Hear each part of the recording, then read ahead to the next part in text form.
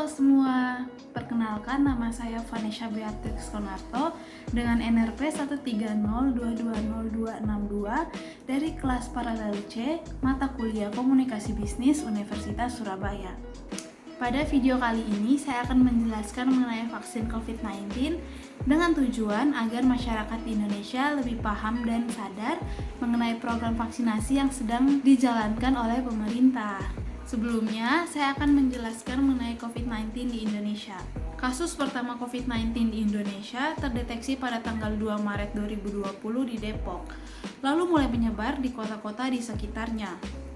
Menurut Wikipedia, pada tanggal 9 April 2020, virus ini sudah menyebar ke 34 provinsi di Indonesia. Oleh karena itu, pemerintah memberlakukan sistem pembatasan sosial atau dalam hal ini adalah PSBB, lockdown di beberapa tempat, dan menganjurkan masyarakat untuk mematuhi protokol kesehatan, yaitu mencuci tangan, memakai masker, menjaga jarak, menjauhi kerumunan, dan mengurangi mobilitas dengan tujuan ingin mengurangi angka positif COVID-19. Namun, jika dilihat, angka positif COVID-19 di Indonesia masih juga tinggi. Menurut data laporan kawal COVID-19, per tanggal 11 Desember 2020 sebelum adanya vaksin, angka positif mencapai 605.243 jiwa dengan positif rate mencapai 15,86%. Akhirnya, pada awal 2020, Indonesia dapat memulai program vaksinasi kepada masyarakat di Indonesia. Selanjutnya, sebelum menjelaskan tentang program vaksinasi di Indonesia, saya akan menjelaskan mengenai apa sih itu vaksin. Vaksin sendiri merupakan zat atau substansi yang sengaja dibuat dengan fungsi untuk membantu tubuh melawan penyakit tertentu. Tubuh yang sudah divaksin akan membentuk antibodi terhadap virus tertentu.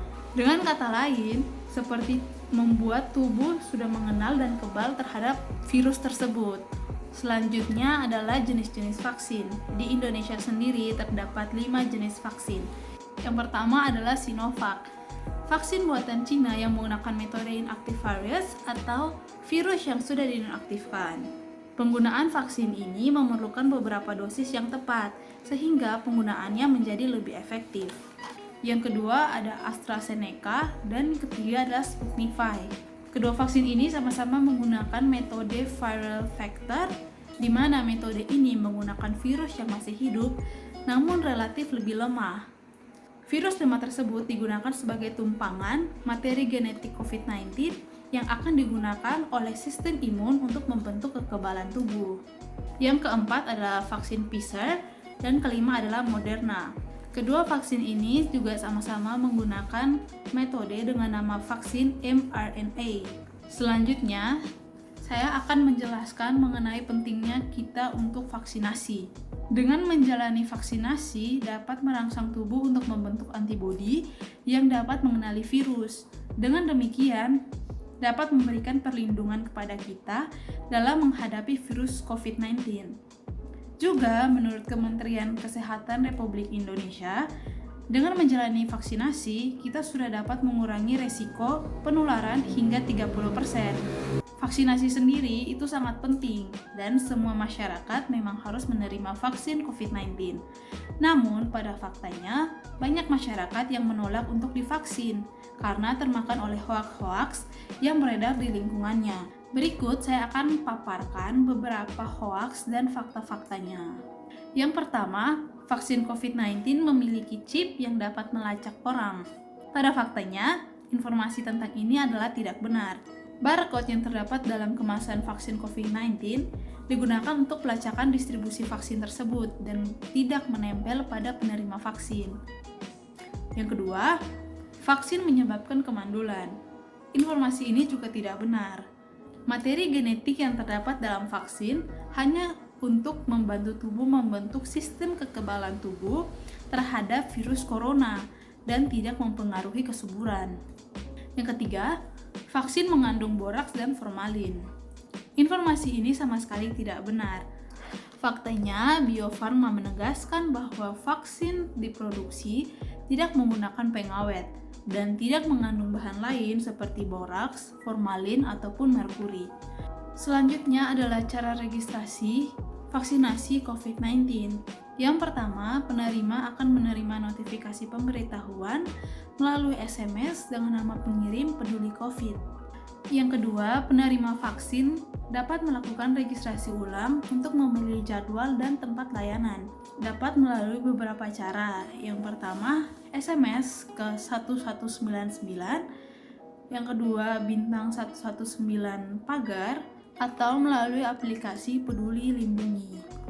Yang ketiga, sistem informasi satu data vaksinasi COVID-19 akan mengirim tiket elektronik sebagai undangan kepada penerima yang telah terverifikasi.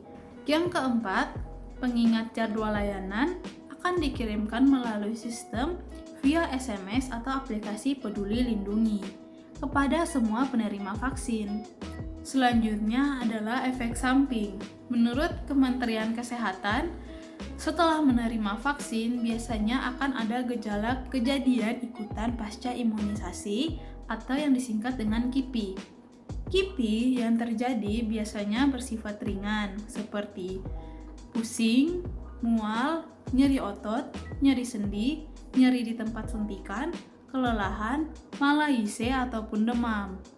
Oleh karena itu, disarankan untuk para penerima sehari sebelum penerimaan vaksin dan sesudahnya melakukan hal-hal sebagai berikut. Yang pertama, jangan begadang. Yang kedua, pastikan bahwa kita sudah sarapan sebelum penerimaan vaksin. Yang ketiga, hindari kafein. Dan yang keempat, membiarkan tubuh menjadi rileks. Setelah mengetahui apa itu vaksin dan pentingnya vaksinasi COVID-19, mari kita ikuti peraturan dan saran untuk vaksin dari pemerintah agar dapat mewujudkan Indonesia sehat, bebas dari COVID-19. Dari mana datangnya cinta? Dari mata turun ke hati. Mari sukseskan program pemerintah, mari vaksinasi, jangan nanti-nanti.